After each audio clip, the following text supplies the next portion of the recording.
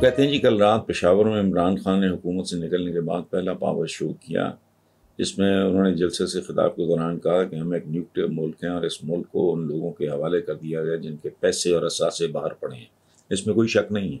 अच्छा, इसलिए इन चोरों के होते हुए हमारा एटमी प्रोग्राम ख़तरे में है। यहाँ मैं थोड़ा सा इख्तलाफ करूँगा इमरान खान साहब से कि ये चोरों के बस की बात नहीं है, ये मुहाफ़िज़ों की हिफाजत में है। इसलिए मेरा नहीं ख्याल, आप फिक्र न करें। और अगला है कि क्या इमरान खान अब इदारों के ख़िलाफ़ हो गए? I don't think so.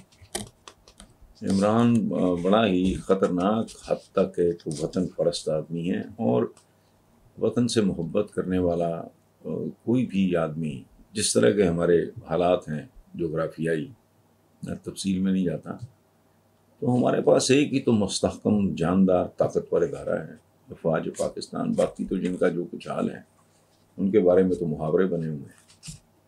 बहरहाल, थैंक यू, बात रही।